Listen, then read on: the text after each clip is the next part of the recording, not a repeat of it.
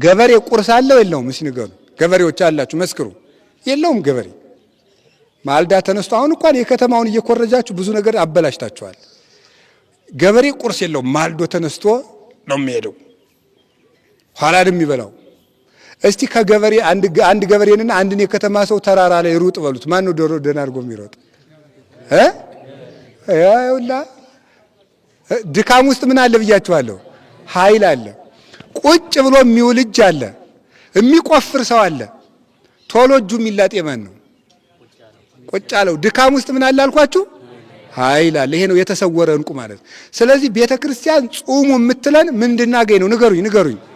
ኃይል እንድናገኝ ነው። የተዳፈነ እንቁ ማለት በድካም ውስጥ ኃይል አለ።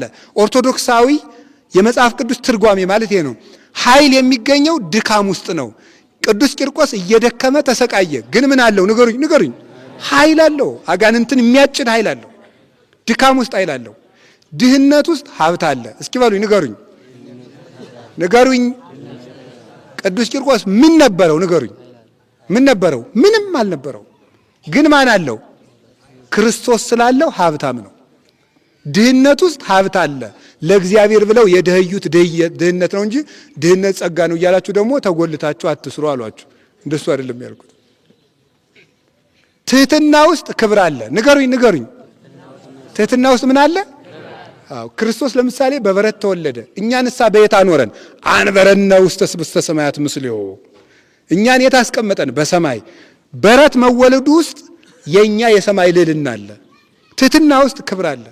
ሐዘን ውስጥ ደስታ አለ። ሐዘን ውስጥ ደስታ። የምትስቁ ወዮላችሁ፣ የምታለቅሱ ብፁዓን ናችሁ ያለ ጌታ ለዚህ ነው። የተዳፈነ እንቁ ማለት ኦርቶዶክሳዊነት መከራ ውስጥ ደስታን ማግኘት ነው። እኛ ደግሞ የምንፈልገው ደስታ ውስጥ ደስታን መፈለግ ነው። ደስታ ውስጥ ደስታ አይገኝም። ሐዘን ውስጥ የተገኘ ደስታ ግን ለዘላለም ይኖራል። ክርስትና እንዲህ ነው።